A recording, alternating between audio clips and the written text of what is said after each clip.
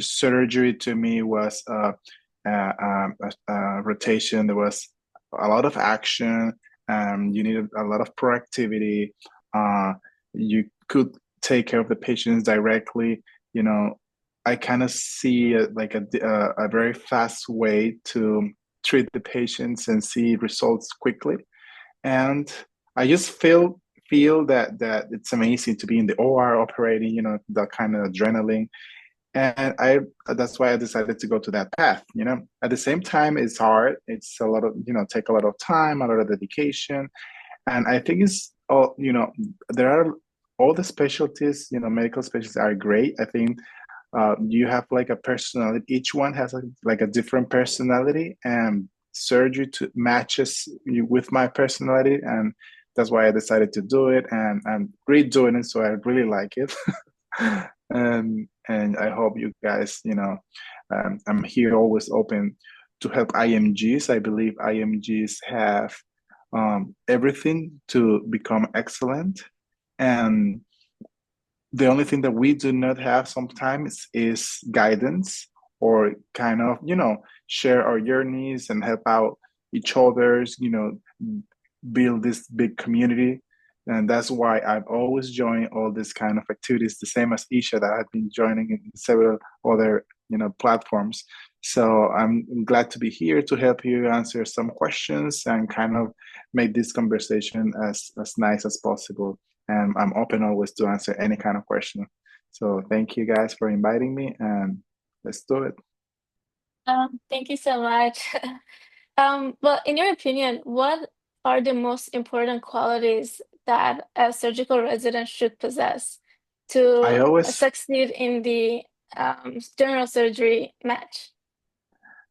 this is a question that I always get, and I think it's very important because it's also uh, uh, features or characteristics that programs, residency programs look, especially in the interviews, and talking about personality, you want a resident, or you want to see proactivity, you want to see leadership skills, you want to see that's the, this is the passion, this is a passion. You want to feel that passion when you're answering or when you're listening to stories regarding surgery.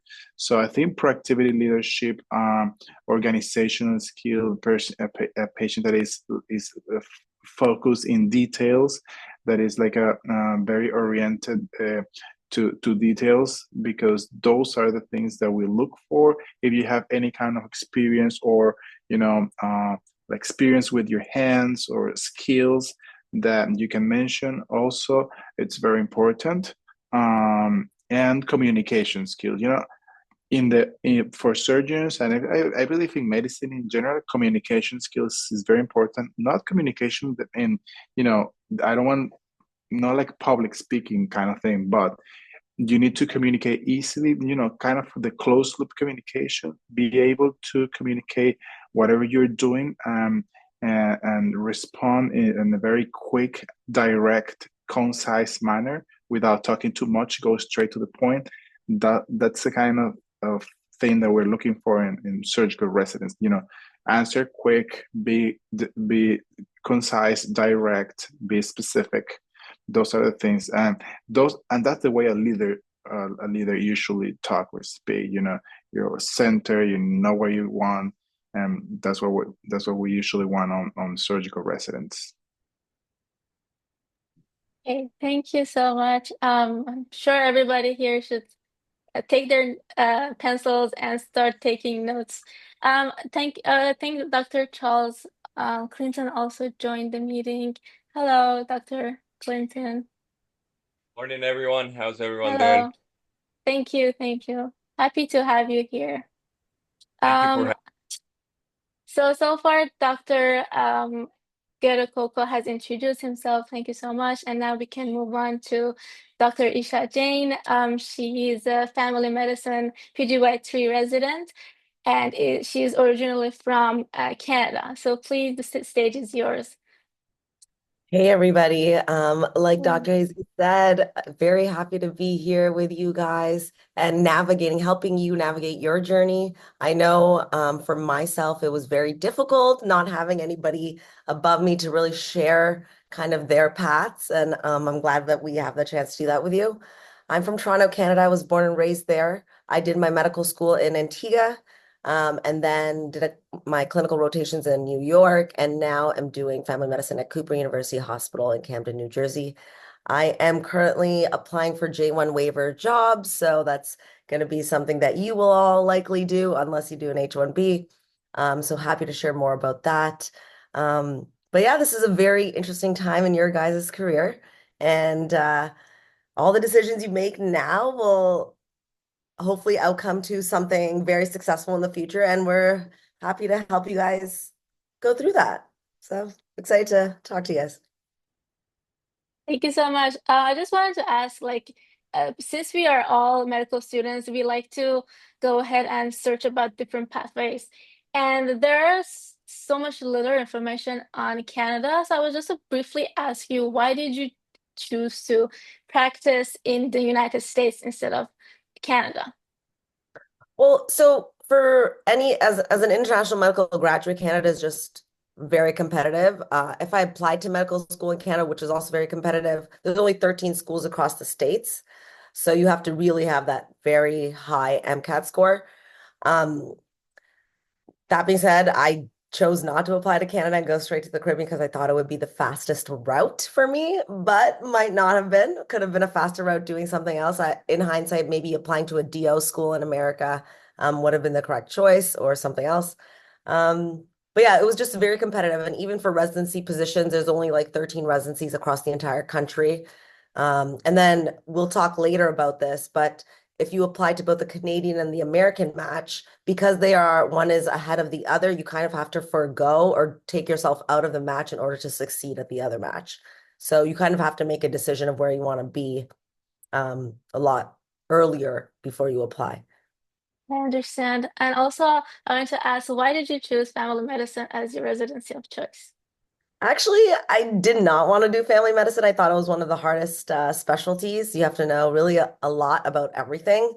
I was very into emergency medicine, but um, I really did enjoy continuity. And I think that that is a huge bulk of family medicine, being able not only to treat my patients, but their families as well in the community and being at the forefront of patient care was something that really drew me. Oh, that's very interesting. Well, thank you so much. Now we Well, can thank you. move on to we can move on to Dr. Charles Clinton. He's originally from Costa Rica and is currently doing internal medicine residency in the United States and has also already gotten into a prestigious cardiovascular fellowship. So, could you please let us know what inspired you to go through IM and also do cardiology fellowship, and also let us more about yourself? Thank you so much, Dylan. Well, thank you for having me. Hello, Isha. Good morning. Jesus, good morning. And good morning to good evening to most of you Yes. here because it's like 8 p.m. over there. Yeah, 7, yeah. Um, so thank you for the intro. Just maybe a couple more things in case you find that maybe part of my life experience resounds with you. It might be helpful maybe for the question parts in the end. I did medicine in Costa Rica, so I was born and raised in Costa Rica. I'm also a US IMG, so although I lived over there, I was also a US citizen, and that helped out a little bit. So when you guys talk about the visa situation, probably I won't join in that part. But after doing medicine over there, I basically graduated. I didn't know anything about the US possibilities. Once I graduated, I started thinking about the US. So I would have loved a meeting like this one when I was in medical school, but I had to start from scratch after I graduated. So then I took the steps and did the whole thing. Had to basically teach myself because my university over there focused just on graduating you over there and not so much in your future career. And after that, I did some residency experience in Costa Rica. I did some cardiology over there and ended up, of course, coming here to the US. And basically, I want to be a cardiologist here. So I repeated internal medicine there and, here in Savannah, Georgia. I'm finishing. It's my third year. Applied to cardiology, and I'll be starting in Miami next year. So that's basically the gist of it. And to answer your question, thank you very much. I see a couple of applauses there. Just to answer your question, I basically chose internal medicine because I like all medicine has to offer. And of course, I had already done cardiology. The only route I could go into to pursue cardiology again would have been internal medicine, right? We can talk a little more specifics later, but as Esha, family medicine is quite similar to internal medicine. So actually, family medicine, the scope is even larger than internal medicine because you're also seeing some pediatrics and you're seeing some OBGYN things. But those two specialties, I'd say if you love all medicine has to offer and you don't want to be so much of a surgeon, you probably will do these two. You can either stay there or go to another branch. And if you love cutting things, you're gonna do surgery, right? So yeah, that's it, and ready for the next questions. Okay, thank you so much. I just want to specifically ask you, um, what is there like a specific area within cardiovascular health and research that you're passionate about? Yeah. So there's a couple things. So cardiovascular health, what moves me the most, I'm still figuring out what is gonna be my life's calling. I do believe that we are probably all here for some sort of purpose. Either we believe in a higher power or not. I think there's a reason we're probably here. So I'm figuring out what's my call, and I think a lot of what I'll end up doing is actually working on preventing stents from being placed in the first place. There's people that love to place the stents and all that, which is great, and we definitely need that. But I think the main problem is why are we getting the stents placed in the first place? So that is a lot of preventative cardiology. And when I mention this topic, people are like, oh, primary care. Not specifically, right? You can do this from primary care, yes, but you can also do this from cardiology. There's actually a branch in cardiology called preventative cardiology. You probably don't know any of these, or it's rather infrequent, but it's a thing. And because it's infrequent. And the other thing I like regarding research is going to be part of it is understanding how lipids work exactly, because the approach to the lipid therapies is too reductionist. We just think good cholesterol HDL, bad cholesterol LDL. People are now opening their eyes as to there's more things going on there. But the other thing is ultrasound. I love doing POCUS. I have my POCUS with me. I'll show it to you shortly, but I always have it. So I'm thinking on potentially use my cardiology skills to eventually help with monitoring hemodynamics in more efficient ways, non-invasively, without arterial lines. So those are two main interests. Thank you so much. I think this is quite inspiring to all of our students here.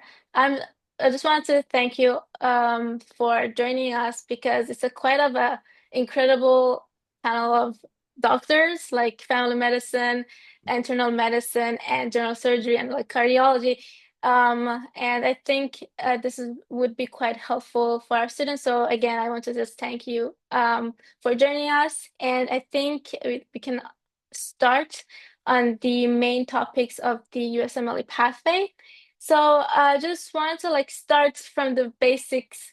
Just could you please give us an overview of the USMLE Step 1 and Step 2 exams and their importance in the match process, and also if there are any new changes or regulations in 2025, we would appreciate to hear about it.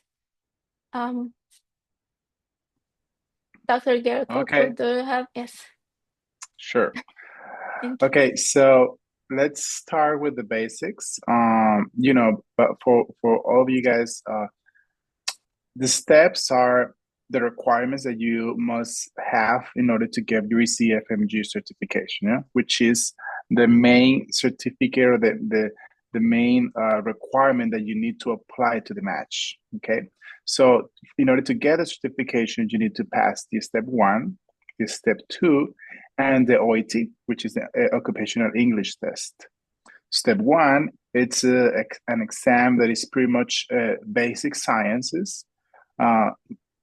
Probably some of you are, kind of studying it right now or planning to do so. But this test, it's for me was the most difficult one because it was a lot of, the content is very broad. It's a little bit of everything, microbiology, genetics, anatomy, biostatistic, biochemistry, a lot of topics, okay, and physiology, pathology, etc. So there's a lot of ways to start studying this, and of course, if you can do it while you are in your medical school, it's great because for me, I and maybe for Charles, I don't know, we did it after we graduated, so it was a little bit difficult because I was already my mind was already into surgery, so I forgot a lot of things that need to re-study again. But now that you are in medical school, kind of, maybe it's a little bit easier or faster to take the steps. So I encourage you to do so. It's pass fail and has not changed anything. The changes were 4 or 5 years ago when they used to be a score, but now it's not a score anymore. It's just pass fail and has not changed anything from this 2025.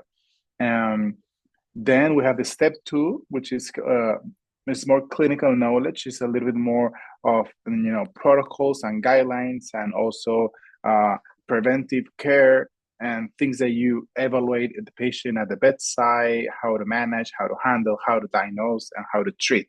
So it's a little bit more fun than step 1, in the sense that you feel that you are a little bit more kind of a doctor question-wise, and you can answer.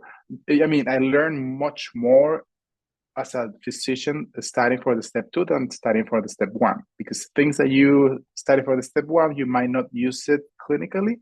It's more to learn, the basics. But the step 2, it was more clinical wise, which is fun.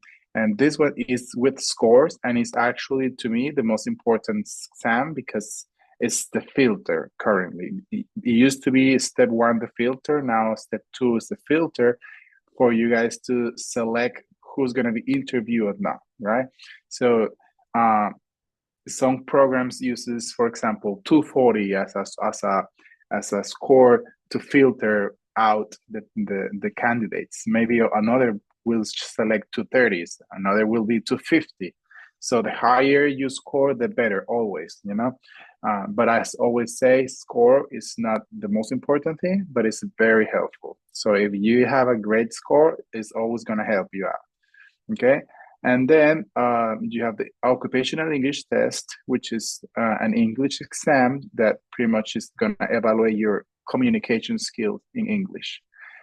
Reading, listening, writing, and speaking.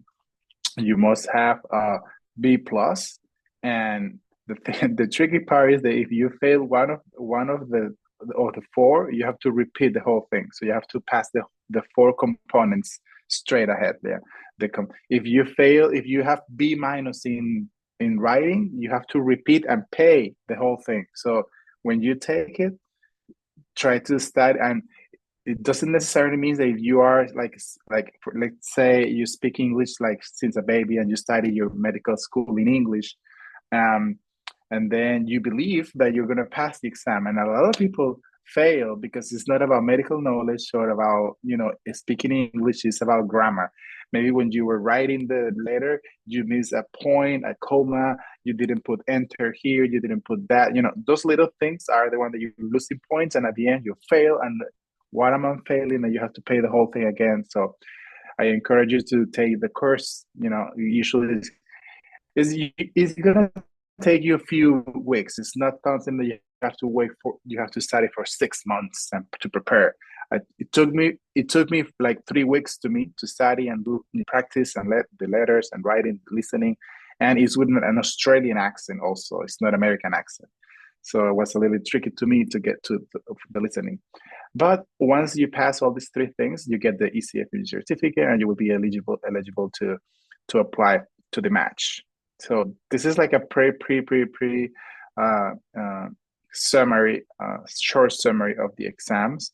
I don't know if we want to go a little bit deeper in this. I don't know when Charles can talk about it too, or Esha. Yeah, so well, Jesus, that was a great summary. I will just add a couple things and also give the stage to Esha if she wants to add something. In general, for these exams, this is a marathon, so you have to take into account that most of us have only faced, like, for example, myself in medical school, I faced these exams, which maybe tops were 2 hours long. And most exams were like an hour and a half in my medical school. And whenever we had a huge exam, it was 2 hours, and everyone was half dead after those 2 hours. These exams, step 1 and step 2, are about 8 hours long. You do have break time. You do have about an hour, which you have to distribute wisely. So it's not only about having the data available, it's also about endurance. It's also about knowing how to regulate your pace into being able to keep on answering questions in block number 6 when you're 7 hours into an exam. And that's what you will have to work on. So this isn't a test. You will just finish the basic sciences, like Jesus said, for step 1, basic sciences, 7 of them, and then just go take the test. No, this is a test. You finish your 7 sciences in whichever country you're at, if it's not the US, and then you go specifically study for this exam, because there are some things that might be different from your country. So as Jesus did, he was already in surgery. I had already graduated medicine as well. So when I started studying for step 1 exam, I had graduated medicine about 2 years ago. I was already working, had already like 3 different job opportunities, which of course it makes it more complicated. So if you're seeing this video, the time to take these tests is gonna be when it's made. So try to emulate what people do here in the US. So when you finish your basic sciences, you take step 1, ideally. When you finish your clinical rotations, you take step 2 CK, clinical knowledge. And of course, when you feel strong enough with the English and you study a couple weeks, you take OET test. So with that, you get your ECFMG certificate, which Jesus told you about. And then you go on to the next step. This point right here, this is like the start of our session. This is the most important thing, because you can do everything you want, but if you don't pass your step 1 exam and you don't pass your step 2 CK, you will not be accepted into residency in the US. There might be a place that they might do an exception, but if they do any exception, they'll tell you, hey, we need you to pass this test within X amount of time, because no one who is a resident in the US, who is like 1 year in, has not passed the test. So this is the most important thing we want to stress out. That's why we're taking a little more minutes here. And I will reach out. Probably we will share our social media accounts and all that. But I have a video on OET prep. It's all you need to know, what to expect, what I did to prepare. It's a rather informal video, but I just did it. It's like 30 minutes. You just have to go through the motions, and it'll help you out. I also did one for step 3, and I might have some things for step 2. So I will share you guys probably links. Probably you can follow me on social media, and I'll make sure I share those links either today or tomorrow. And yeah, the last thing I'm gonna say is the most difficult exams in medicine I faced in my life. Yes, as Jesus said, step 1 was the most difficult. Step 2, probably second, because of their marathon nature. So I had always done great in medical school, but the real challenge came with the steps. So you'll have to prepare. You have to prepare wisely. For step 1 exam, I prepared about 8 months. I even had to change my city. I went to live somewhere else. I was studying approximately on average 10 hours daily on average. So I've never done such a crazy thing. I can talk to you about that later, but you can see Esha and Jesus nodding. This requires a lot of effort, and these are the filters. And the last thing is, the reason step 1 became just pass fail was because they wanted to reduce the stress on the applicants for not having to deal with these 3-digit scores. But what happens if you reduce the stress on step 1? It's pass fail. Perfect. Now you're putting all the other pressure on step 2 CK, because that's going to be the other filter. So yeah, go ahead, Isha.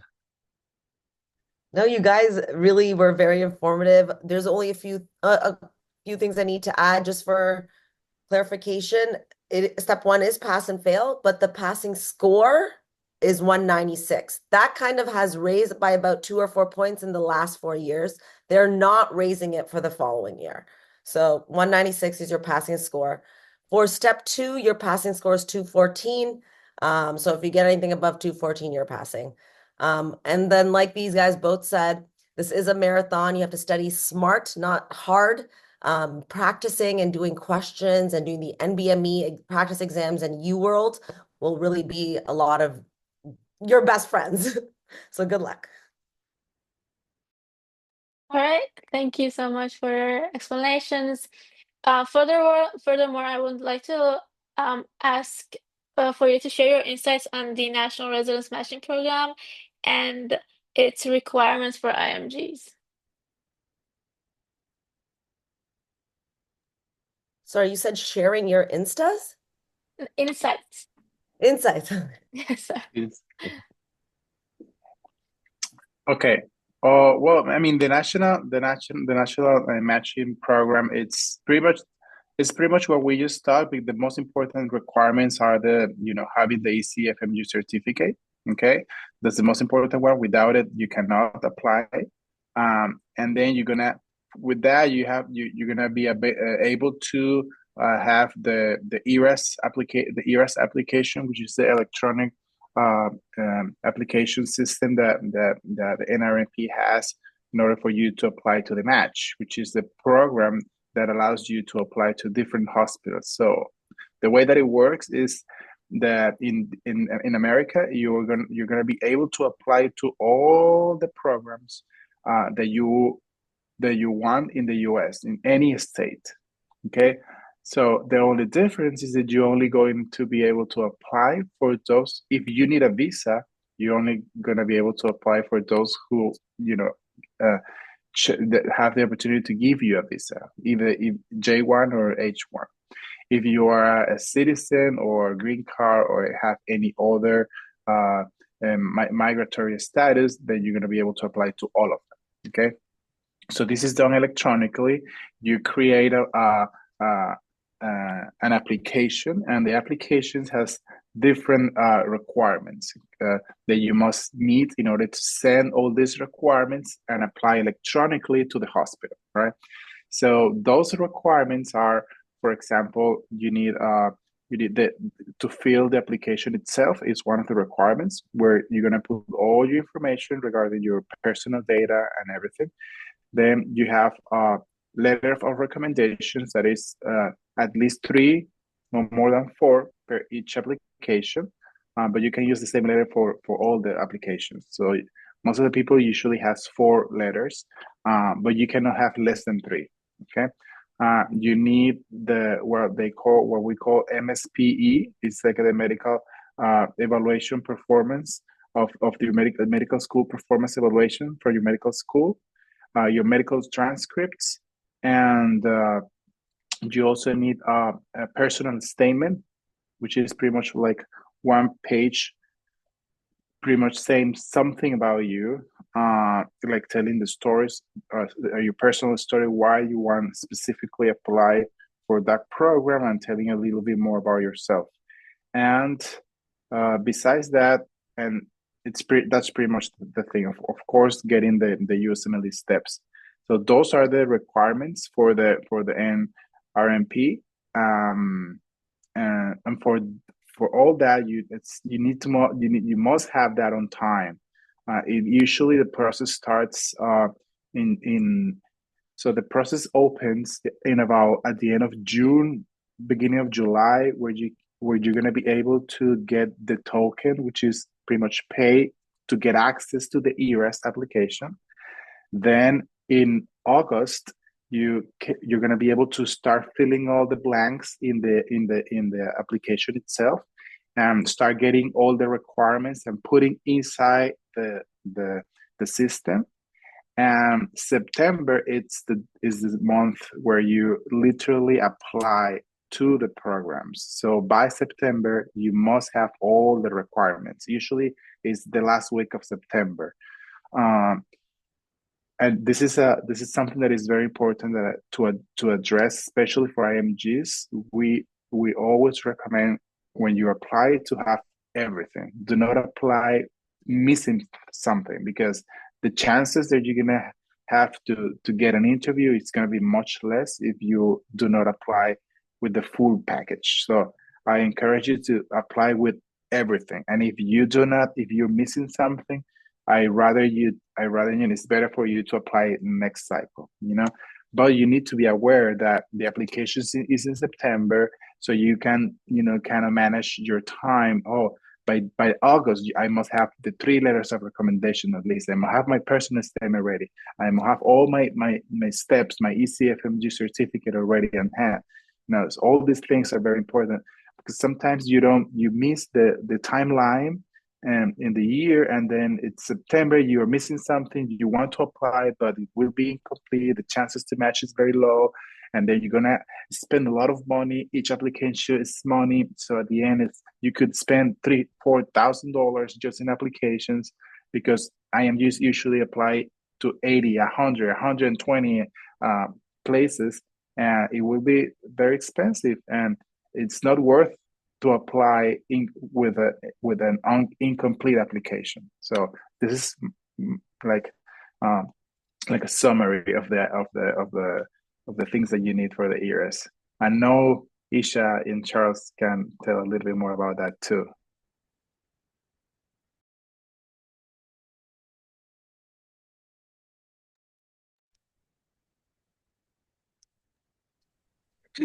Go ahead, Esha. Oh, yeah, I don't have much to add, just for time's sake, but going forward, know that all of these things do cost money, and I am a prime example of applying too early. I did not have my ECFMG certification on time. I still went into the match and didn't secure a match the first time. So going with what Dr. Jesus said, it's really important to have everything all together before you apply. There are just 2 different websites that you will have to use to apply to the match and to put all your personal statements and reference letters. One is the nrmp.org, where you buy a token, and that's where you do the actual matching. And then your application, where all your reference letters and personal statements go on, is on your ERAS application. These both cost separate amounts of money. It costs money to buy a token, costs money to log in and register to the NRMP. So before you go into it, know that have a little bit of a fund of money for these applications.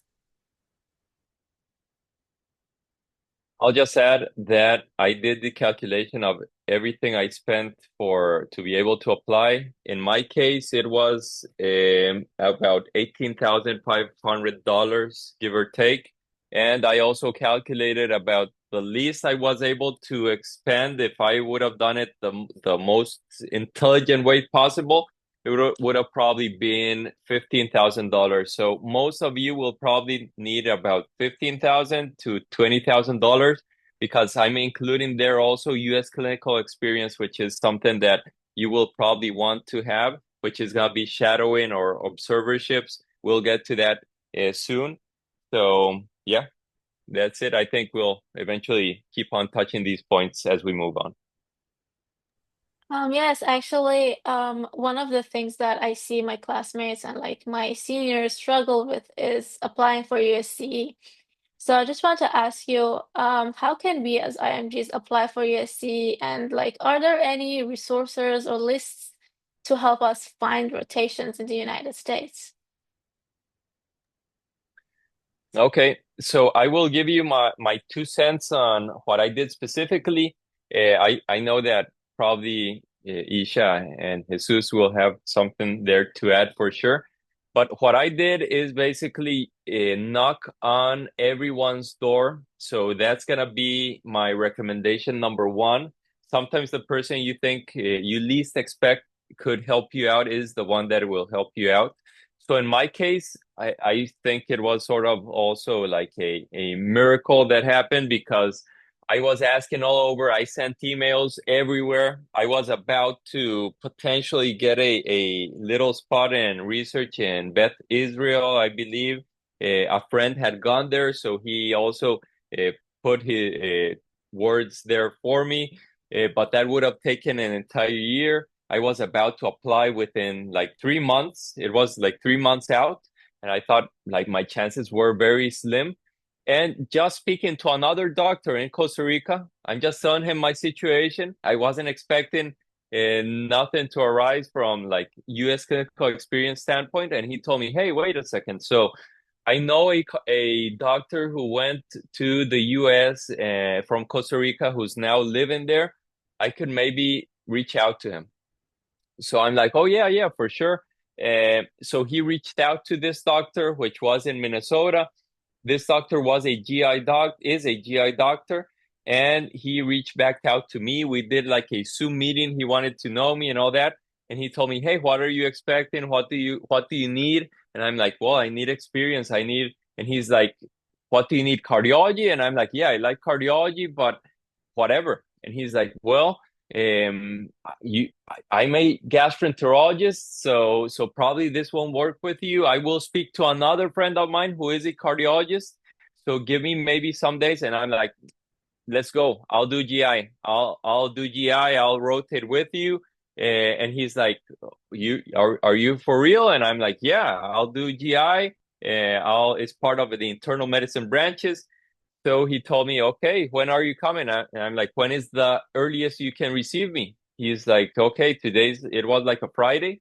And he's like, I'm in the hospital Monday." And I'm like, "I'm there Monday." That's what I did. On Monday, I was in Minnesota. I had no idea where I would stay and all that. I figured it out on the way. Basically, I wrote my personal statement on the flight over there. Did my first draft on my flight to Minnesota.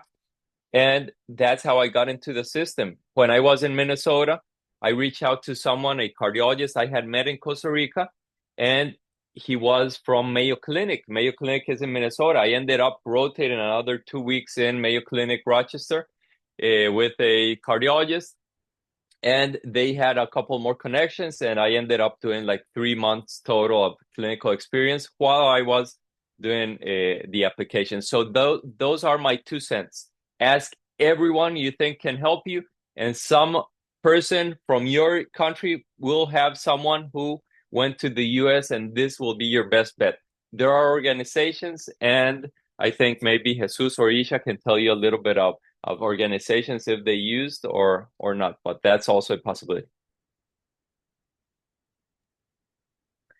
Yeah, so clinical experience is very important for everybody. And what's really important is who and where you do your clinical experience and thinking about where you want to be in the future. So if you know you're applying for emergency medicine, family medicine, invest yourself in those kinds of clinical experience that are tailored towards your specialty of interest. Things that I have noticed when I'm applying for current attending jobs right now is that they love, even if you can't get this You can get these in America, and just know that you'll be on a B1 visa, so that's 3 months. So really think about this ahead of time. Things that you can do that are very easy and that look really good are medical scribing. You can volunteer at a hospice care. You can volunteer as a home medical aide. You can do your certified nursing assistant, although that's like a whole other thing. You can be a caretaker. But one thing that attending jobs have really liked is the fact that I was a medical scribe. I've done this both remotely and in person. US clinical experience specifically, the way I did it, and like Charles said, cold emailed a bunch of programs. So I went on Google search, and I can show you, I was like, US clinical experience in America.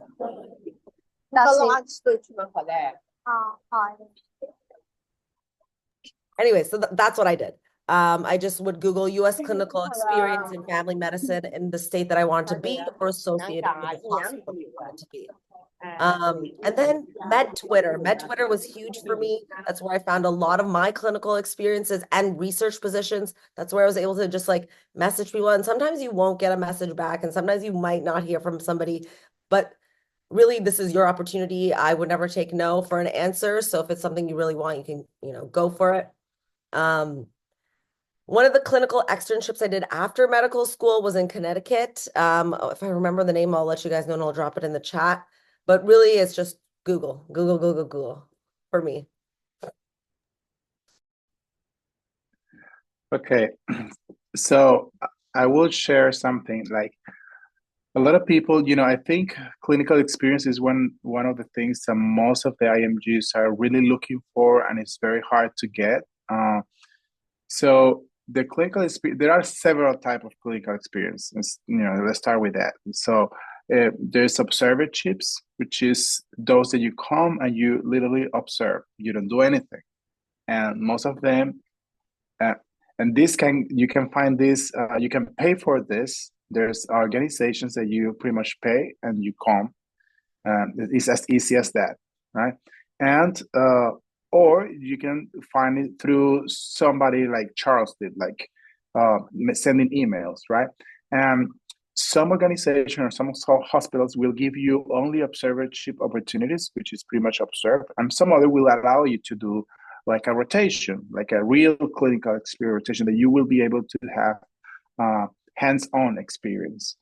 Some of these also you can pay. For example, in my hospital, we do have sub-internship rotation for medical graduates from any school in the world. What do you have to do? Pay. America, it's a country that everything is money. So it's a business. Healthcare is a business here, and the sooner you understand this, the better. Okay, so because it's a business, there are some requirements that you must have in order to come to do a rotation. Regarding you must be vaccinated. You must do an application, pay, because all this is money. Get a badge and all these kind of things. It will take you a few weeks in order to come. So it's something that you need to plan ahead. It's not like you want to call, you're going to pay, and you're going to come the next week. No, it's something that's going to take you a little bit of time, some weeks and preparation. And usually, especially these places that has that you must pay for the rotation, of course, they have availability. I mean, they cannot have a bunch of people every month. So you have to ask for the availability. Maybe they will be available March next year. So you need to look for those ahead of time. Okay, the way that Charles did it, through connection, is networking. It's the best one. Why?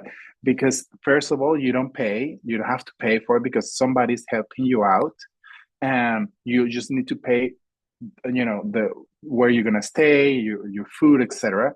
But you don't have to pay for the experience, like itself. So that's the best time. And what I also tell the people, just anything you find the first time, even though it's a observership, internship, whatever you find first, just do it. It doesn't matter what, because the importance of that is not only the fact that you are getting the experience, is the opportunity that you will have to create connections, to network. That place will help you to find the next place you will go.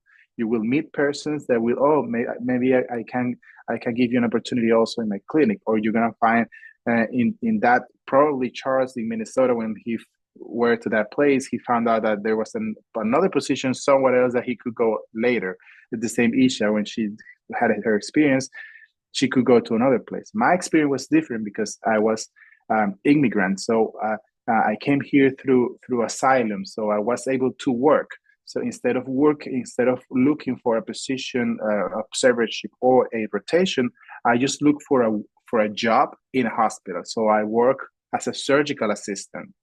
So I worked for almost 4 years with different surgeons, doing like 2,000 different surgeries in different specialties. So I not only have, was getting a salary that I helped me out to pay everything and live here, and it's a very nice pay. I probably was making more money than I was making now as a resident, and it also allowed me to connect with all these surgeons that at the end of the day, they were the ones who wrote me all my letter of recommendation. So it was I created all this network that helped me out to get my position at the end as a surgery resident.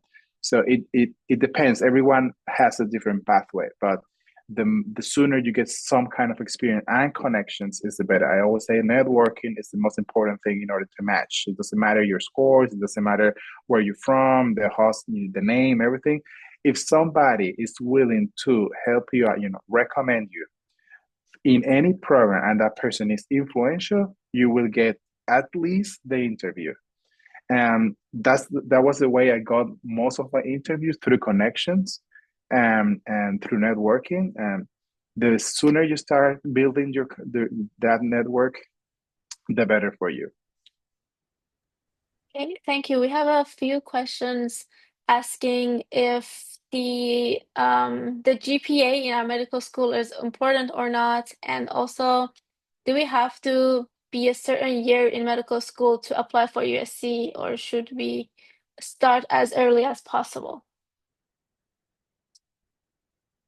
You're asking about GPA from In the medical where? school, yeah. From your medical school. So Yeah. I'll answer.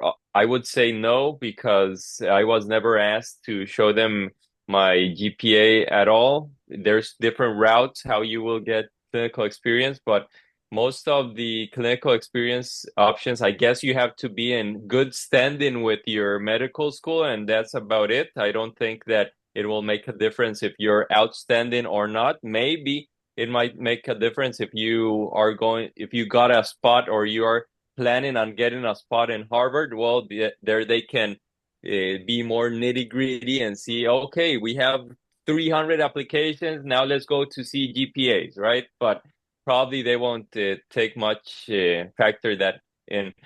The second question was? Do we have to be in a certain year in medical school to apply for yeah. USC? Okay. My personal recommendation for most of you seeing this is that hopefully you have already had a little bit of clinical. So you did the basic sciences in your medical school, and also have placed foot in the hospital for some months, because if you come to the US, you will be in a hospital. So you don't want your first encounter with a hospital to be in the US, as opposed to also experiencing it over there. So I would say at least maybe hopefully some months or a year into clinical experience in your hospital. And I would like to stress that, remember, I would try to first get step 1 under my belt, because once you get step 1 under your belt, you're like, okay, this just got real, okay? But before that, you can, if you don't focus on getting step 1 out of the way, I know dozens of people that have wanted to come here, and by just skipping step 1 for a little bit, never end up taking step 1. And when they take it, they don't end up passing it because they don't put the effort into it. So I would do that. Step 1 and a little bit of a clinical experience in your country. That would be my honest recommendation. Yeah, just to touch upon that a little bit more, I started doing shadowing experience right off the bat in medical school. I think that you're able to do that. I was lucky to, my father was a doctor, so I had a lot of contacts in the medical field.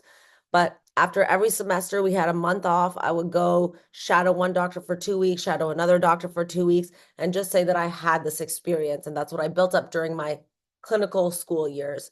My medical school years. Once I started doing my clinical experience, then I would have more hands-on experience. But I would say if you're in your first year and like obviously focus on step one, that's really the biggest hurdle. But if you're in your first year and you have the time to get clinical experience, it's really good because again, this is how you make connections. These are people you can ask, hey, can I get involved in research? Or are you doing anything? Or do you know contacts in America? And this is how I want to navigate my path.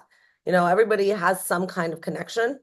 So the earlier you do your clinical experience for myself, I found was a lot helpful. And then I also built a lot of different reference letters at that time, showed my skills. So if you can, and if you have the capability, I would start as early as possible, especially in your own country.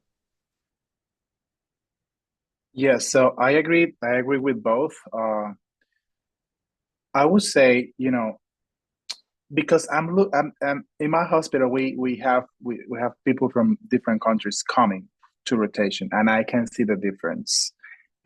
Especially when you are coming for a rotation, one of the main goals at the end of the rotation is getting the letter of recommendation of the program director of the attending. Okay, if you come and if you very early in your career and you don't know how to present a case, you're not able to showcase your abilities, the letter of recommendation at the end, it won't be a good one, or you might not even get it because you are very early, you don't know, you're going to be, your experience is not going to be good enough to get the letter. And even though you're having the experience of being in the hospital, you're not gonna get that positive feedback. For example, when they ask, because they ask the residents, what do you think about this student, for the evaluation at the end, or what do you think, where are you able, will you give him give her a recommendation? Will you give her a interview? And honestly, I've said several times, no, it's not ready, or no, he wasn't able to properly present a case, things like that. And it was not because they don't know or you don't know; it's because you don't have the experience yet, or you were not prepared enough. So I recommend, if you have your steps already, and also I think people that come and through when they are in the rotation, they're more worried about they need to study because they are about to present this step, and then they are just focused on this step and they're not focused on the rotation. And that's a big mistake. Like you come and you have to your step one in 2 months, and you come the month before this step to the rotation, and your mind is in this step instead of the rotation, and that's a very big, very common mistake. Don't do that. Just get rid of take your steps, take your steps, and then come and you 100% mind, time, body, everything, focus on the rotation, because that's going to showcase your experience and ability. That's the best way to learn, 100% on the rotation. And then I will say, yes, that person was completely, he was the first to come, the last to go. She was available all the time. She was always asking for learn more. Every time that I gave feedback, that person responded. Those kind of things are the ones that I'm looking for in the rotation when they come. So try to play all this and choose wisely the timing for the rotation. Mm-hmm. Just wanted to add one more thing. I know that this is all very expensive, and if you don't have the means to physically fly to another country like the US to do this clinical experience, there is the opportunity to do online shadowing. You still pay for it, but you can get a reference letter from it. And I have seen people who have done one or two online kind of shadowing experiences match. So it's not, I wouldn't say do only online experiences, but if, for example, you don't have the means to do something, that is an option. I personally didn't know that there is an option available as online. COVID kind of helps some Yeah, I things. didn't know. Yeah. So furthermore, I'd like to know if how important is publishing research papers for IMGs, and what impact does it have on the residency application?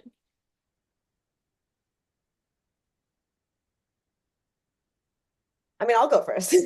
Or do we have an order? Was somebody supposed to go? Go. You can go ahead, Dr. Bin. You can match with or without residency. That being said, depending on the specialty you're interested in, research will really elevate your game. And also, depending on the type of hospital you want to be at, whether that's academic hospital or a community hospital. Community hospital would mean they're more in like a community. They don't have a lot of resources, very small population. Doesn't really heavily weigh on research so much. That being said, I did a lot of research in my medical school career, and I had two authors where I was the first author, two papers where I was the first author. And I think it really allowed me to stand out. I did a lot of my research initially with Larkin. I don't suggest doing it there anymore. They feed off of a lot of IMGs just to pump out research and then slap their name on something. But I would look for some online research or even research where you are right now, just to be able to publish a case report. The type of research you publish is also important. Case reports are kind of like the easier things to publish. There's like systematic reviews, there's meta-analyses. If you can get a range or like literature reviews, if you can get a range of something, that would look also a lot better. Presenting your research is going a step further. So now let's say you publish something and you went to the conference, ACP, AAFP, all of these emergency medicine conferences, cardiology, whatever, you present it.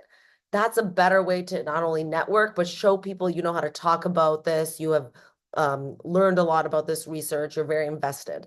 Yeah, I would say get into research as soon as you can. It's never a bad thing. It's always going to add something to your portfolio.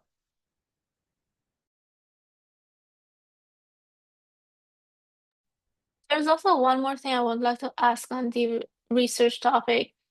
Would you recommend taking a research gap, like a year gap after graduation, if we are planning to apply for a very competitive specialty?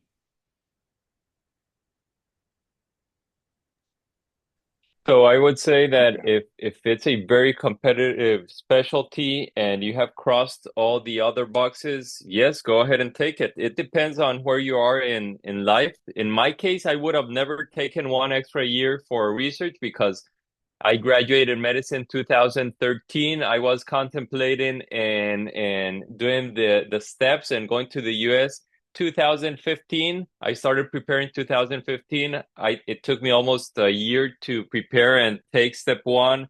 Then I ended up going into cardiology residency in Costa Rica because I thought I could take step 2 CK during cardiology residency. No, not going to happen.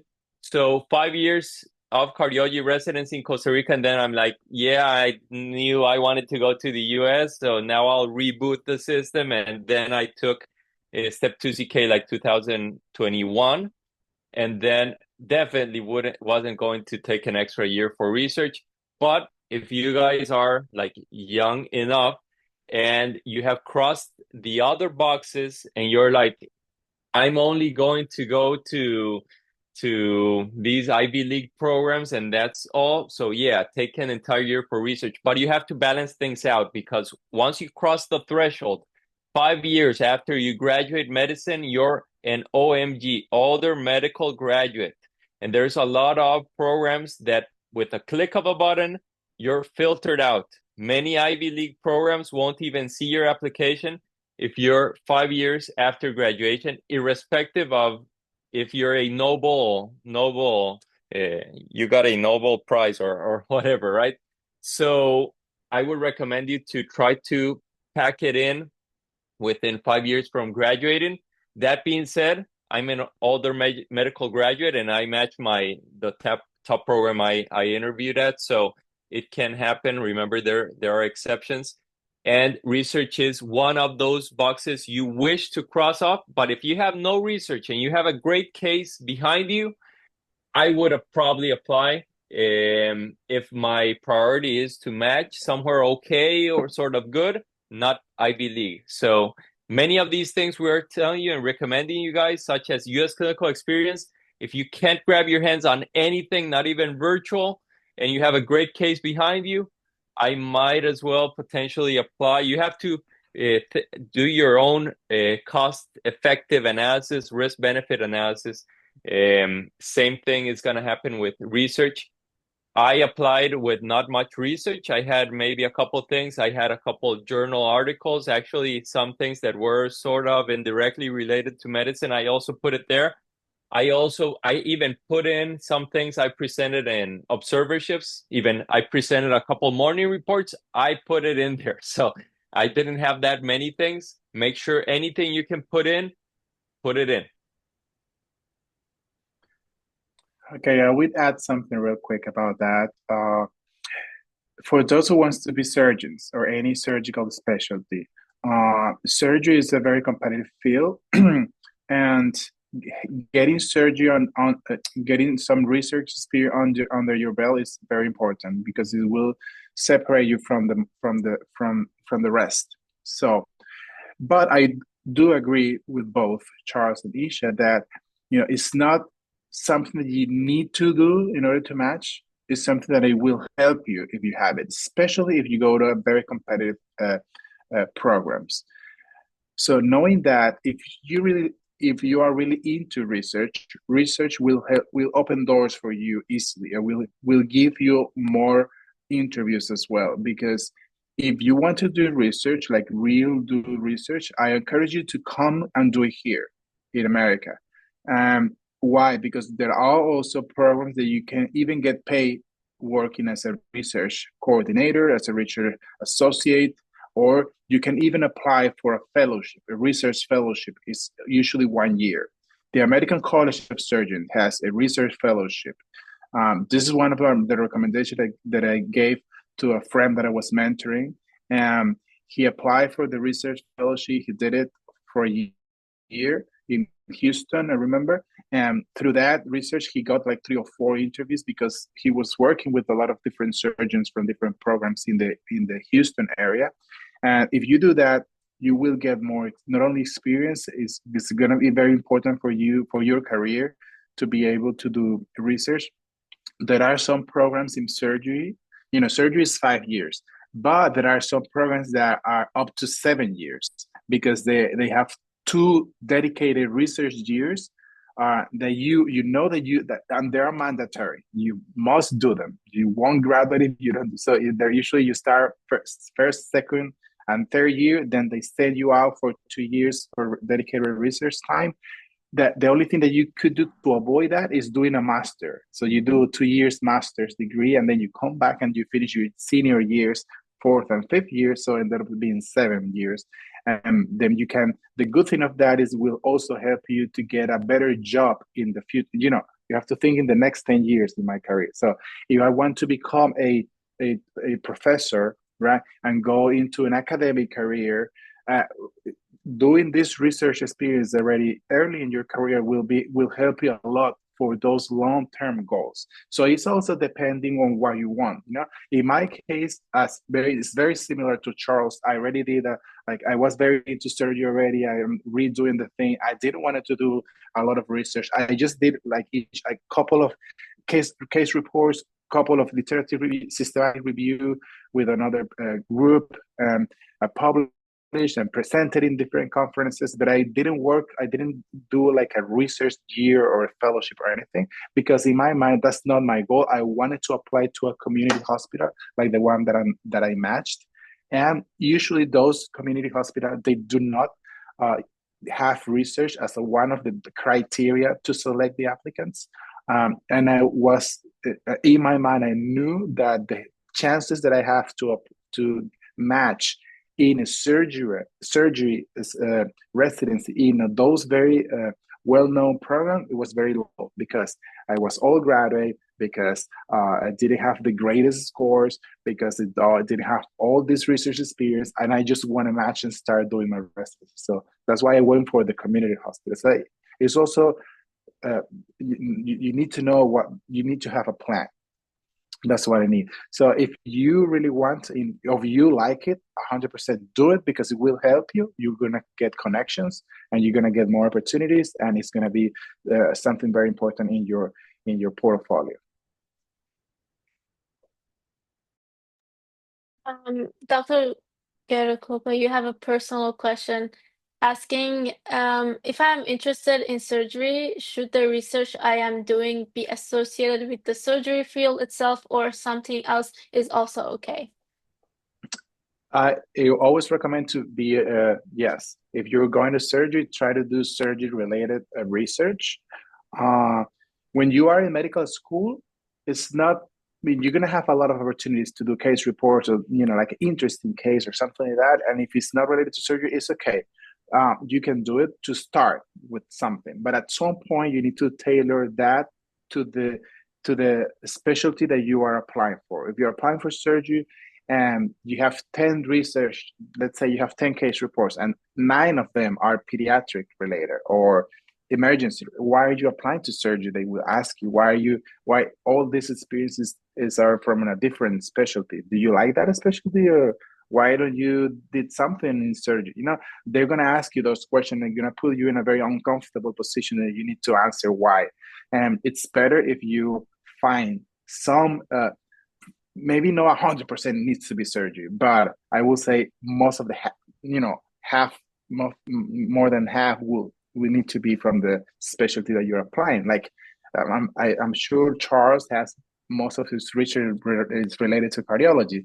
The same issue she want to apply to family medicine. Most of the research it's primary care related to that or oriented to that area. So it's better if it's oriented to the area that you're are applying for. Okay, just thank off you. of what you said, you have to be very intentional with the experiences, the research that you choose. You should know now, like medicine is always going to be a long-term reward. You're always planning for what's to come. If you know you want a surgical specialty, there is no reason to do any other research. Be very intentional with your time and your money. Like my program, our surgery specialty has an extra year built in just for research. These are the people that you're competing with in order to get the spots, not just your IMG people. So be very intentional with the research you choose. Choose surgery research if that's where you want to go. If you know you're going to do IM, you're going to do cardio and GI in the future, do a GI research fellowship. One of my colleagues, he was an IMG from Lebanon, did IM at Cooper. He knew he wanted to do GI. He had already done a GI research fellowship. I don't know, one of those like Mayo or something, one of those named universities. And he knew that he was going to do just research, and that was what he had planned throughout his medical school, throughout everything. That being said, if you don't have an idea of what you want to do in your future, it's okay.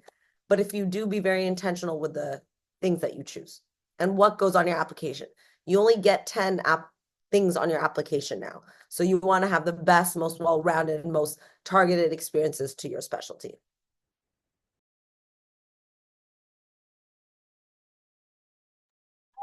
There's also on the topic of writing a personal statement, what are some tips for writing a compelling personal statement that stands out in residency application?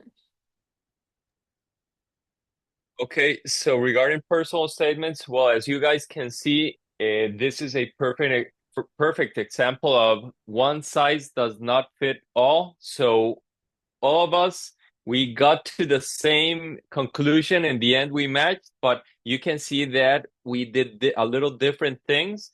So, of course, depending on your life situation, you might choose what Jesus did for one of these topics, or what Isha or I did for another. So make sure that this isn't a recipe you have to go so strictly about, but of course you have to cross off the boxes as best you can as able. So I would recommend all of you to have a mentor for sure, someone who has gone through the process, who is matched in the US. You can have the best, the smartest doctor in your nation. If they have no idea how this process is, they won't be able to help you out. So you need someone who has made it, and hopefully who has matched into the area of expertise that you want to match into. So regarding the question, the personal statement, I will show you here this is my personal statement. That's it. That's all my personal statement for my internal medicine residency. What I want you to see is that it's one page and that's it. You are given a whole lot of pages, up to 13 pages or 12 pages to write if you want. If you write 5 pages, you aren't matching. That means you're extremely narcissistic because you cannot summarize your information into one single page. I had to summarize my entire Costa Rican experiences and all that and into one single page because we are all recommended summarize this into one page. So your personal statement is something that will take you months to do. It's not something you will make in a weekend. So I started writing my personal statement on my trip to Minnesota for the observership. I actually found that to be like an inspiring moment when you're traveling to another country to rotate. I was fully inspired there, writing it on a little piece of paper. That's when you start to write it. What is the guidance on how to write the personal statement? I would recommend you to search maybe a PDF online or buy the book, The Successful Match. And The Successful Match explains to you how to do every step of the process. Some things are a little outdated, but you can also follow me, Isha, I'm sure Jesus, I put out information on how to write your personal statement. In summary, you want to defend your case in one single paper. You want to tell them, who are you? Are you a robot or aren't you a robot, right? Are you authentic? Are you a real individual? What do you offer that all these other people might not be offering? You want to make your case. Okay, why do you want the specialty? What do you have? If we bring you here, are you gonna add to us or are you gonna subtract? And that's basically it in one single page. And they also want to know, who are you? Tell us about yourself, in the sense that you do not want to just put out the same things you put on your CV, because it's a different document. You have to make the best out of it. So what you fill in the CV shouldn't be just a repetition into going into the personal statement, because you're just wasting valuable space. They're giving you space to talk about it. So I will just read you, for example, the first paragraph of my personal statement for internal medicine. And it says, this was before AI, so I put a whole lot of effort, more than we have to put in nowadays. So it says, a shiny red frame attached to a white plastic seat rested on our garage wall for years. My father ignored my request to lower the object throughout the years, but the day he left the garage door unlocked, I started a journey into balancing my life. The fine-tuned balance required to ride a unicycle symbolizes the tugging and pulling of life. The way I taught myself to ride the unicycle mirrors how I approach my career in medicine, with perseverance, enthusiasm, and high attention to detail.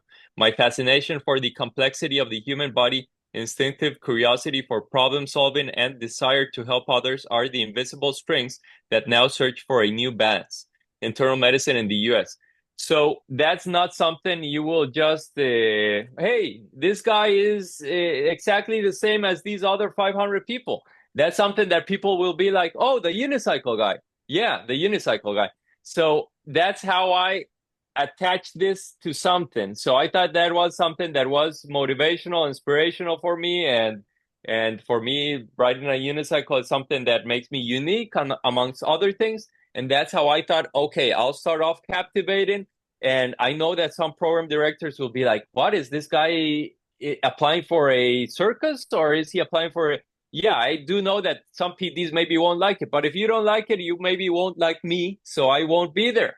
So if you're okay with this story, and if you maybe are interested in this, keep on reading, right? So that's what I would say. Be authentic, and that's my 2 cents. It'll take weeks and weeks. You can use Match Your Resident. Match Your Resident will review your personal statement, and they will give you pointers. And there is no excuse that anyone right here, unless you have a ban to use Grammarly and some AI sort of application, there's no excuse not to pass your personal statement through something that will tell you about grammar and something that will read it through and give you pointers, right? And lay eyes on this. So get Jesus to read it, get Esha to read it, and get them to tell you, hey, this sucks. And you'll be like, oh, I spent so many hours on this. You didn't like this version? And they'll tell you, no, I didn't like it. And you're like, okay, I'll go again. That happened to me a whole lot of times with my mentors. And because after you read these things so many times, you're like, this is great. And you become delusional. So you need other eyes on this, and they'll be like, no, I like the other version a little more. So you have to work on this continuously. Those are my 2 cents.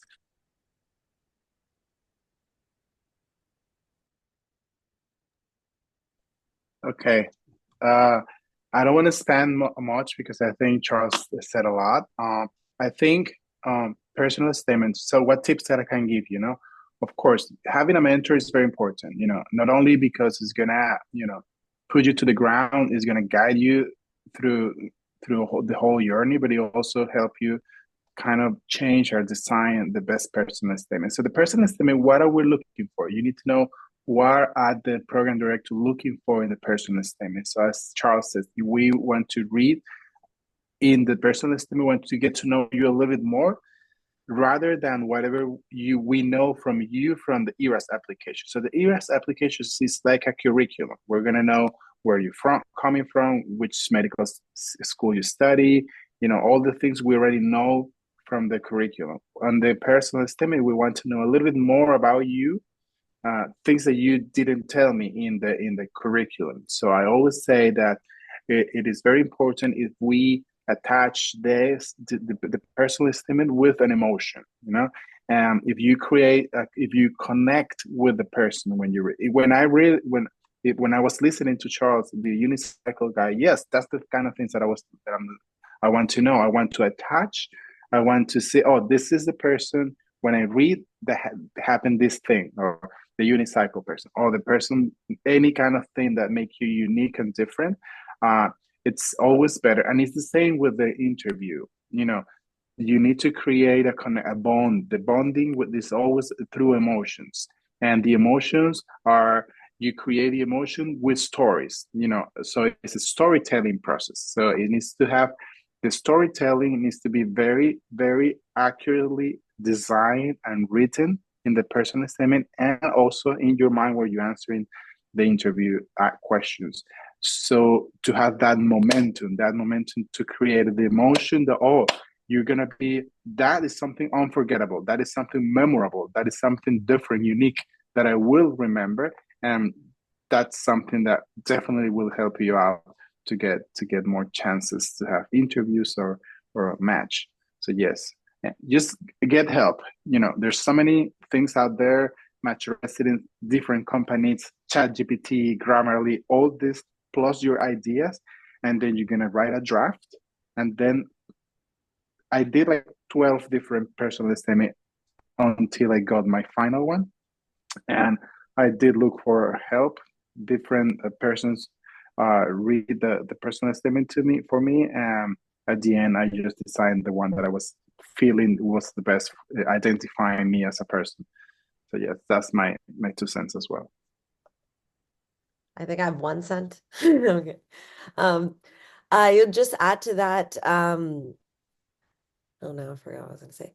I would start preparing for your personal statement early, like they all said, but something I wish somebody told me when I was in medical school, and this will help you for when you're practicing for interviews, is write down experiences that you're having now or any key experiences in your medical school. Like, you witnessed a difficult patient encounter, what you did, how you kind of handled it. I would start writing down any experiences within, outside, and inside of the medical field, any leadership experiences you had. Like Dylan, you're hosting the steps to Stethoscope. I would write this down as a key clinical experience, or not a key experience that you did for volunteering and helping others navigate the match, connecting with others. So creating a bank of stories will not only maybe help you draw in some stories into your personal statement, like what is really true to you, who you are in the medical field, but will also help you answer interview questions down the road, because they will ask a lot of behavioral questions requiring a lot of examples of you in your life. And so having that bank now is something I wish I did for myself when I was going through the match or going through medical school. I also wanted to touch on the interview topic. Like, what are the common questions that they ask for residency? I will just Go ahead. No, I'll just piggyback on what you just said, Isha, which I find so important and that most people here will benefit, which is this talk right here, from steps to stethoscope. You're putting this on your CV. Then not only once, you're putting this as many times you can. Where are you putting it? You can put this on a section that says most, if you want it, right? If you can't come with something at the end of the day, most meaningful experiences, you can put it there. You can also put it in publication section. It's gonna give you an option of like oral presentation, or there's different options. I'm sure you can put it there, and you can even potentially write out 1 or 2 sentences about it on your personal statement, saying, let's say you want to apply to whichever specialty. You just say, you just can add 1 or 2 sentences, mention how this experience maybe solidified that, or you have to think it through. But my point here is, all of you seeing this, you can see how you can use one single thing and you can magnify it and aid your entire application. So now going back to Isha, answering the question. Yeah, no, yeah, great. It's great. This is great. Any leadership experience you have, keep writing those things down. Anything is good. The most common interview questions, and you will get asked, why this specialty? Like, and remember that when you're writing your personal statement, it's not anymore about why medical school. This is why the specialty. Why are you applying to our program? Sometimes people will ask you to introduce themselves. Tell me about yourself. It's kind of played out, but it might just be a good icebreaker.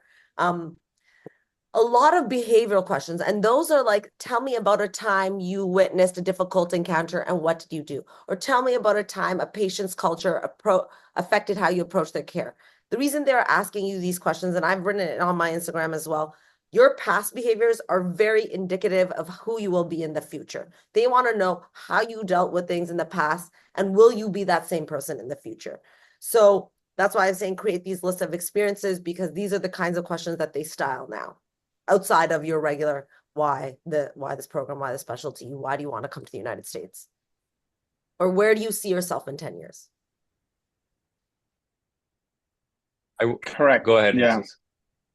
So interviews. I've participated in a lot of interviews in my program as well, and they're always the same questions. So you must be prepared for the tell me about yourself question. Is the first question that they will tell you, and it's a question that you need to know how to answer, because I think this is a topic that we can stay here for an entire hour class. So have like a course to prep you for the interview, because it's a lot of things. It's not only how to answer, but it's how you present as a person, it's how you communicate, it's how you show yourself, how you look professional, a lot of things that come into the interview. There's only 15 minutes, and you need to be 120% the best version of yourself. So you need to show out authenticity, and you need to show security, confidence, and all these things. And you need to practice. Please do not go to the interview without practicing. It's very important. You need to know what to answer. You need to be ready for the question. If you have a red flag, for example, they will ask you something related to your score, or maybe related to the time.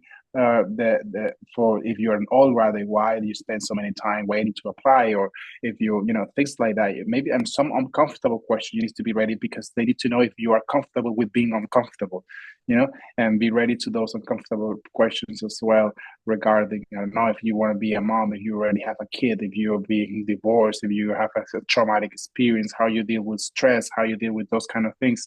The behavioral is very important. So those kind of questions need to be ready to answer. And the most common questions that they always will answer, Isha just mentioned some of them, like, why do you want to be a surgeon? Why did you choose to apply to this hospital?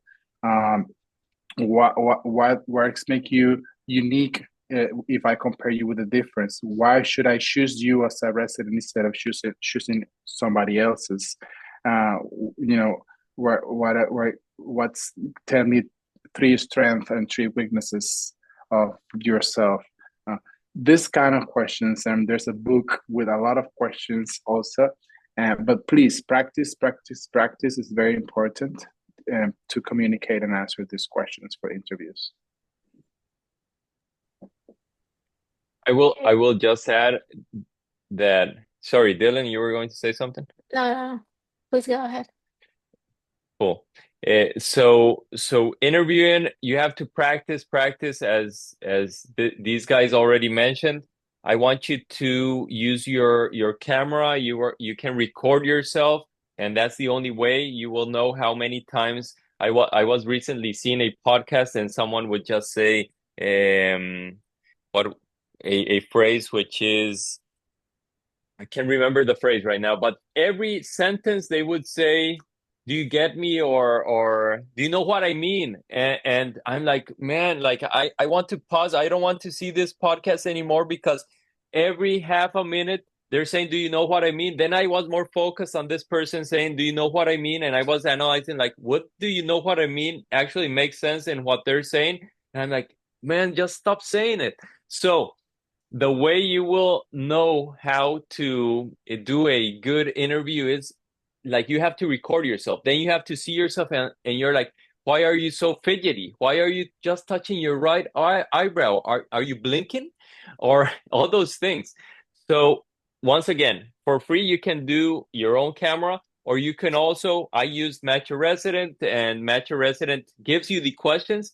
And it also has like an artificial intelligence thing that will tell you, oh, you're saying way too many times. You're saying this way too many times. It'll give you feedback. That's one thing. So practice with everyone and practice also with your computer.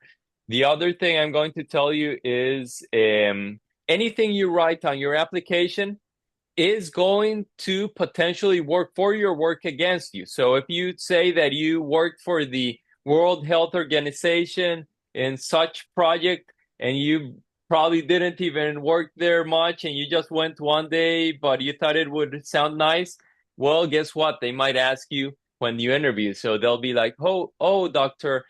Clinton, tell me a little bit about your experience with the World Health Organization. And you'll be like, yeah, and you're gonna suck at answering that basically because you weren't there. So, for example, in my case, I just went through the interview season in internal medicine a couple of years ago. I just finished interview season in cardiology, and guess what? They asked me the most. Hey, Charles, what's this about kettlebell juggling that I'm reading here in your hobbies section?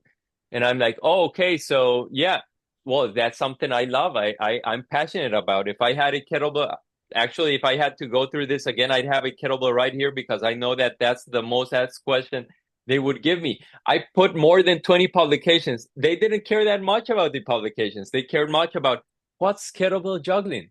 So I'm like, well, it's this and that, and it was a funny story. Or your background. This was my background.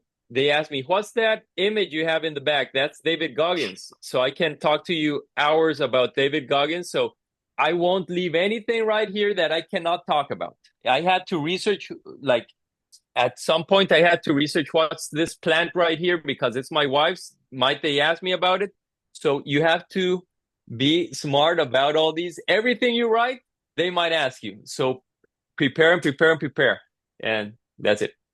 I will say what's in your background is very important. I was just doing interviews as well, and somebody like was in their bedroom, and obviously we can't choose where we're doing our interviews. We can't choose what's our background, but my faculty commented on how nice and neat he made his bed and how everything looked very nice and neat in the background. So, I mean, everything is observed. But I feel like you should have a different session on just on interviews. We could go on forever. Right. I wanted to ask, how can like us as IMGs, like going to the United States, like how can we adapt to the US healthcare culture and like patient expectations and like cultural differences and basically hospital dynamics? Okay. So, well, I'll give you maybe my 2 cents, hopefully 1 cent, as Isha said. Uh, so in summary, at the end of the day, we're all human beings, right? You can be 14% Italian, 85% this, that. In the end of the day, if you are going to a hospital in your country, it's gonna be basically very similar, same illnesses. Some things you won't see in your country. For example, I had never seen West Nile virus. I would just read it on step one, and I'm like, does this even exist? Here in Savannah, I've seen a whole lot of patients with it. So some things will vary, but most of the things will be bread and butter, will be exactly the same. The interactions between a nurse and a doctor will be really similar. So in general, you will see some differences compared to my country. The US, as Jesus mentioned, this is, of course, healthcare is a business. It's the biggest business basically worldwide nowadays.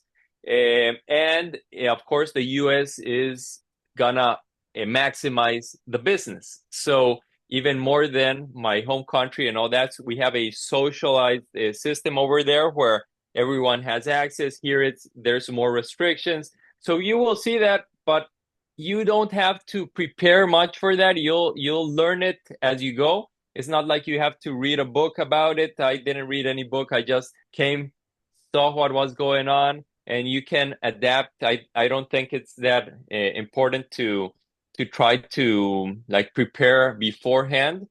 I do think that there are things that if you do US clinical experience, it's going to be great because you'll understand where you might eventually be working. For example, I had some myths in Costa Rica. You just graduate as a cardiologist and you put your office and whoever wants to come over and I'll see you.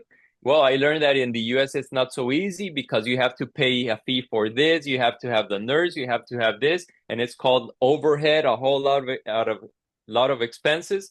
So it's difficult to have your private practice as easily, but those are things that at the end of the day you'll learn once you come over here. So I would say don't stress about it right now. Just come over so you see it because you might not like it and you might be like, I'm out, or you might be like, okay, I think I can adapt to this. That's what I would say.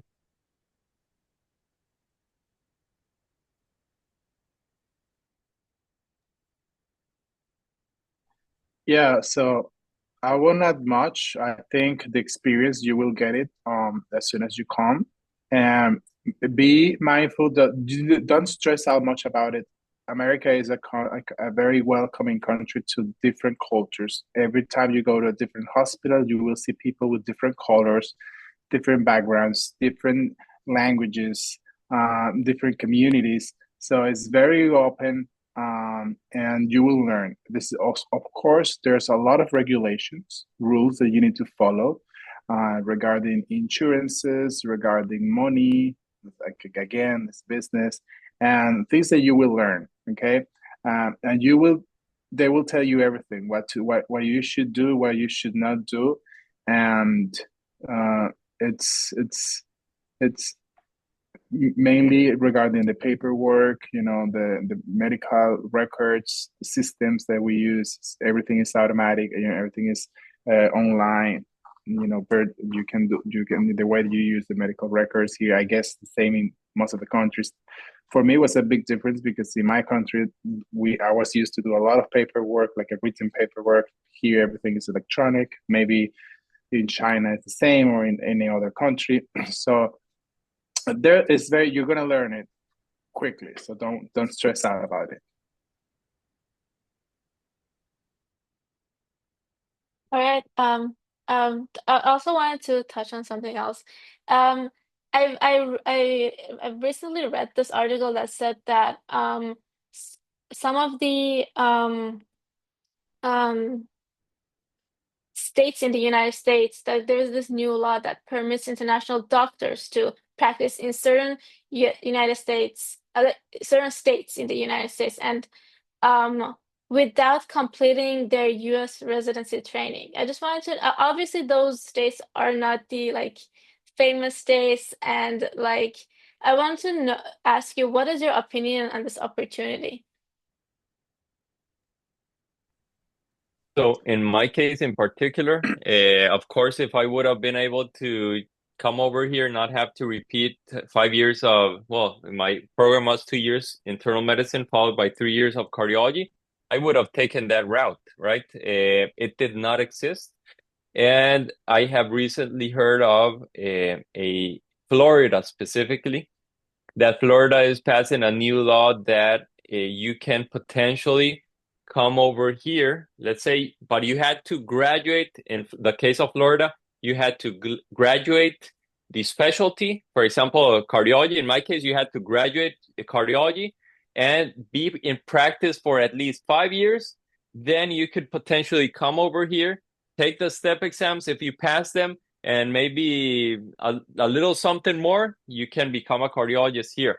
But that wouldn't apply to me, and it doesn't apply to probably anyone seeing this, because you would need all those years of experience. I have not heard of these other options that you could do it in a more timely manner. You still have to pass your USMLEs in order to like do all of this stuff. So you're doing the exact same thing. You're just not going through the match process. It could be a good strategy in terms of if you know what you want to do with your future. If you know, like, oh, maybe this is going to be my in into the States, and then I'll work my way back and apply to residency. It can be something that you do.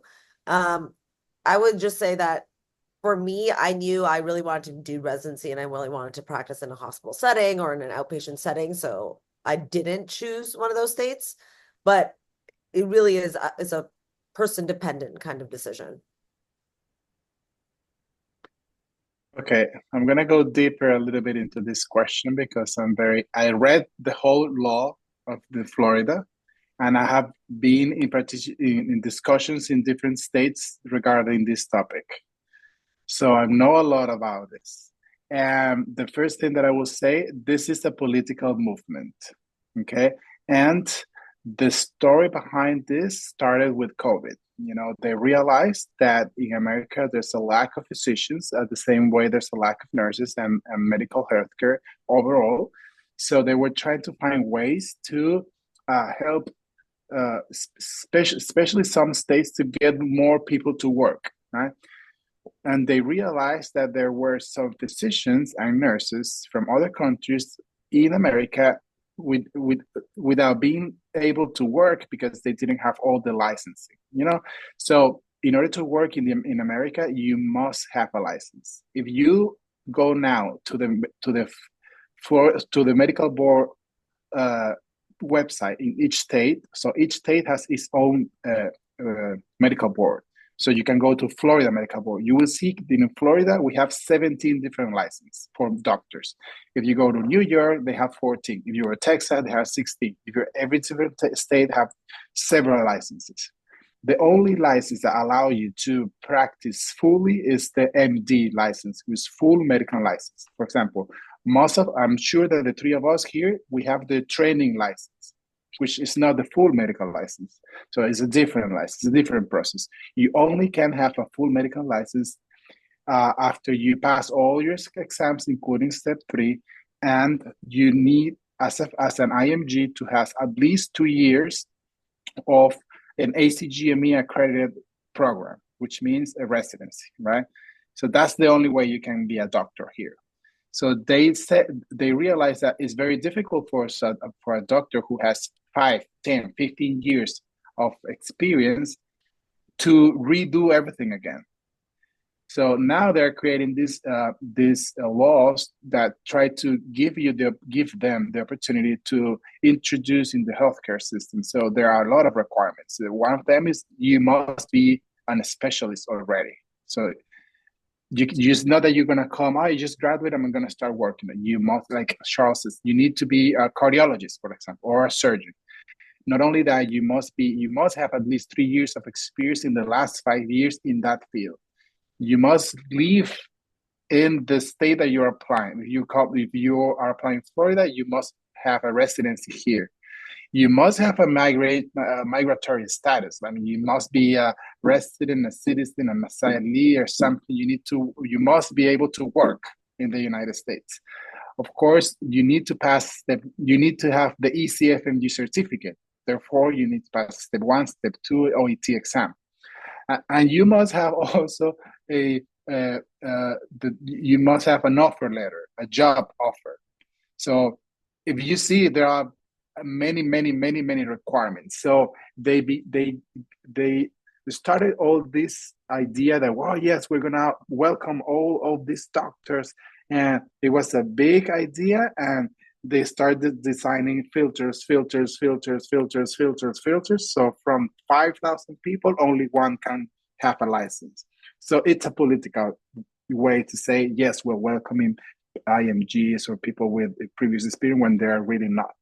Okay, so this is something that they always do every 4 years for electoral purposes, that come in elections. And so I wouldn't put all my efforts or even trying to get a lot of information about this, because you guys, you focus on your steps, focus on to get a residency here is the only way that you will be able to work as a physician. The only way is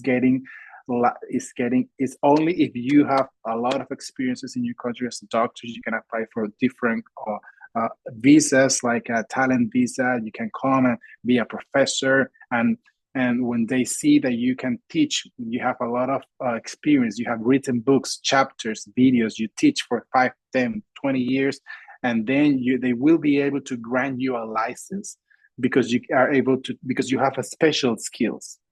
And there are a few doctors in America that didn't do the residency here, but they're practicing because they have all these skills that have been proven, and they put you for 2 or 3 years under the shadow of another doctor, and then they write a letter stating, yes, this doctor is able to perform all these procedures or perform all this, and then they will give you a license, and the license will be limited.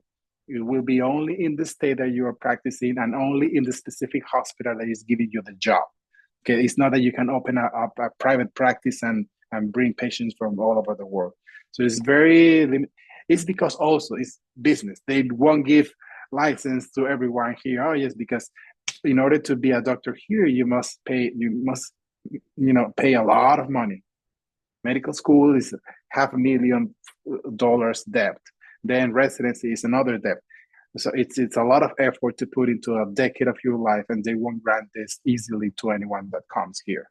It's pretty much that. So for everybody to understand a little bit the big picture.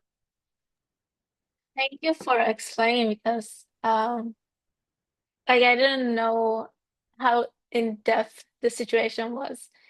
And since we are running out of time, I just wanted to ask my final question for you. What lessons have you learned throughout your career, throughout your medical school, and what advice would you give us as current medical students who want to become thinking of practicing in the United States? Right before you guys answer this question, I just wanted to add what Jesus said is 100%. Don't get saturated with information. Everyone's seeing this. Remember that it's one step at a time. But after you finish this talk, you'll be like, wow, these people have put in so much time, effort into this, and this might be way too much for me. Well, remember, this is a process. This has taken us years. I had no idea what happened after step 1. And I would recommend, if you're like me, I'm like 1 day at a time, I would recommend you not trying to multitask, because there are several things you can multitask, right?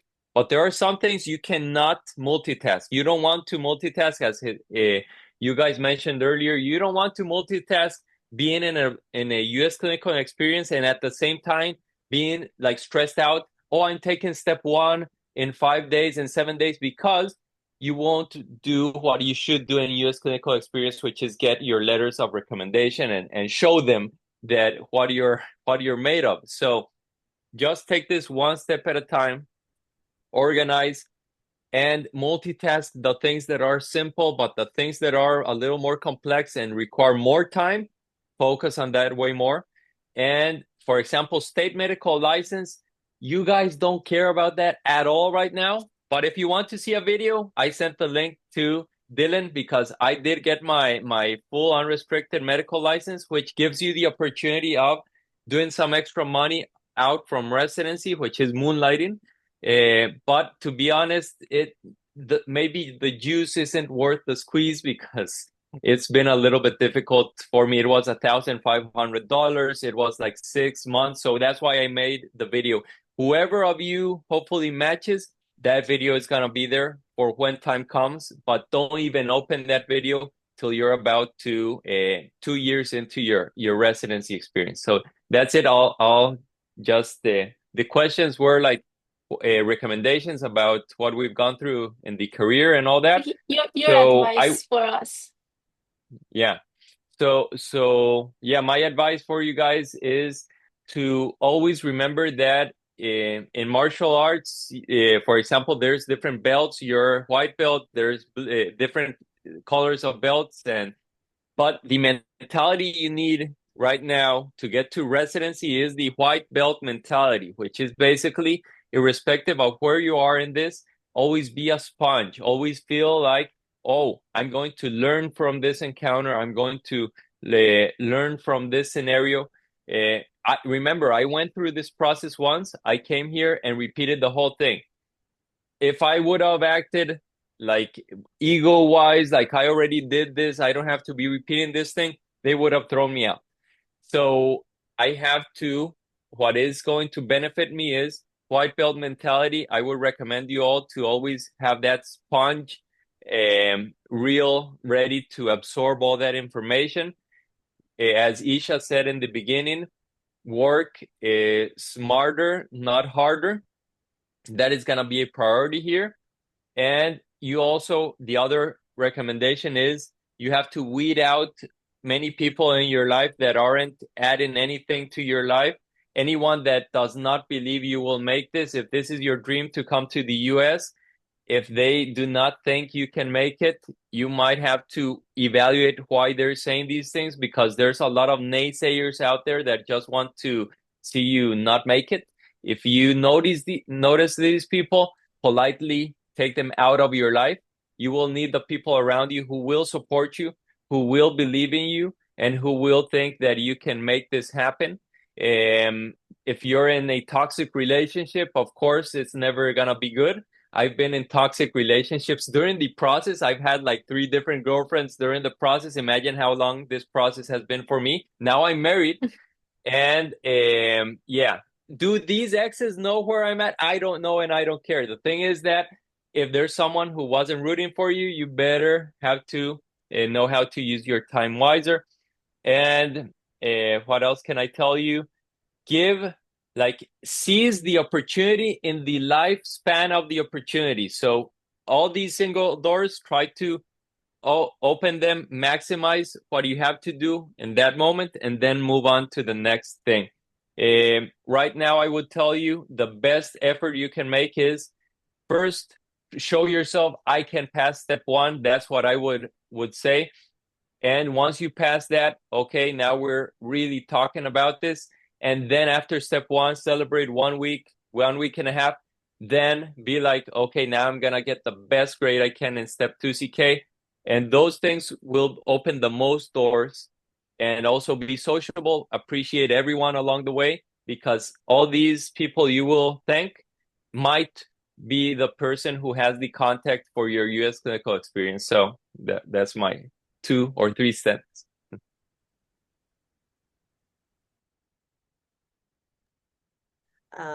Yeah, well, thank you everybody for having us. Just some of my advice and something that I wish that somebody had told me, or my mom probably told me a lot of times and I just never listened, but plan for your future goal and then work down and see how you can get it. So if you know you want to be a surgeon, if you know you want to be a cardiologist in an academic hospital, make that your vision board, your goal, and see how you need to get to that position. Rely on your support system. That is huge what Charles said. creating a good support system, especially as a foreign medical graduate when you're going to move a different country and like huge move, like navigating a whole new country all on your own, creates people that you can take with you. Thank God we have FaceTime and WhatsApp. We can call our people, but a strong support system really goes a long way.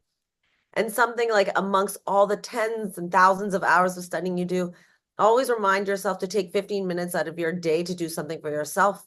Whether it's walk around, exercise, talk to your loved ones, read a book, do something for yourself 15 minutes every day. It's been a lot of my mental satisfaction. And work together with the people that you know. Like if you are working in a teams, always make sure that somebody is better at you than something. You always have something to learn from somebody. And then like Charles said, also, everybody you meet today will somehow maybe manifest something in your future. So be kind to everybody and make good connections. And good luck.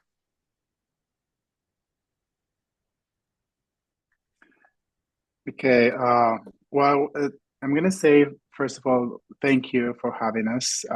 It's been a pleasure to share our experiences to kind of, help you out in your journey. I would say, my recommendations or my advices will be, first of all, mindset. Everything is about mindset. I will congratulate all of you guys that are here because you are doing the correct thing.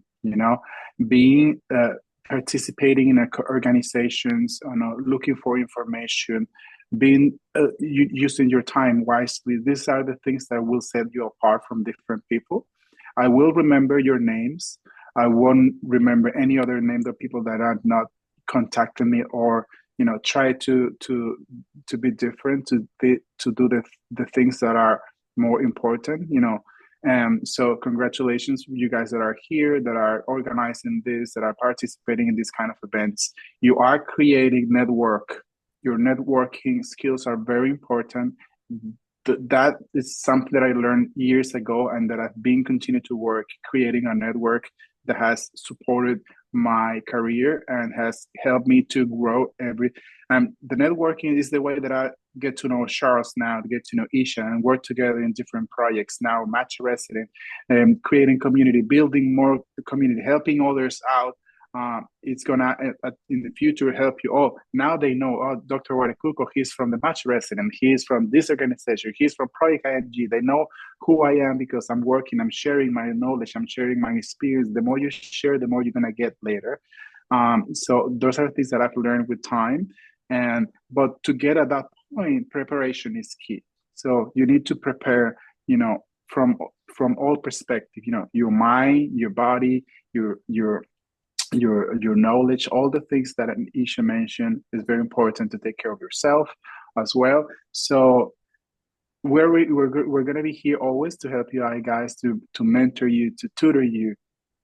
That I think is the main thing that I learned in the past 5 years that I didn't have in my country is mentorship. I didn't put the importance, or I didn't take I didn't know how important mentorship is, especially in this country, and I believe across everywhere. But I didn't see how important or how that specific topic changed my career professionally. Having a mentor who helped me out through all this journey it was a key, a cornerstone in my success as an IMG. So look for mentorship, create your network, build your networking, be humble, be nice with people, and you will be successful. And everything is in mindset. You're already here. That means that you're different from others, and you're gonna be successful no matter what. If you're here, is for something. Your future holds something very bright for you guys. So I'm happy for you guys to be here. Congratulate you, and I hope you guys have a wonderful career. And I'll be here always to help you out. Okay, so thank you for letting me be part of your journey. Thank you so much. Also, for everyone in the attendees, I will be sharing their Instagrams for you to check out their videos and be even more inspired. So I just wanted to thank you so much, Dr. Esha Jain, Dr. Jesus Guarecuco and Dr. Charles Clinton. Thank you so much for taking the time, meeting with us, and sharing your experience. And I'm sure that your insights were incredibly inspiring and helpful, and providing basically valuable guidance to everyone in the attendees. We truly appreciate, oh my God, I'm stuttering. Truly appreciate your contributing your time and knowledge. And I think I hope we had more time to discuss more and for other students to ask questions. But unfortunately, we have to conclude this session right now. And I hope that everyone all of my classmates, I hope you all the best and wish you all good luck in your medical journey. So thank you so much for everyone for joining. Bye for now. Thank you. Bye, guys. Thank you. Bye-bye. Thank you, everyone. Bye. Thank you. Good luck, everyone. Thank you.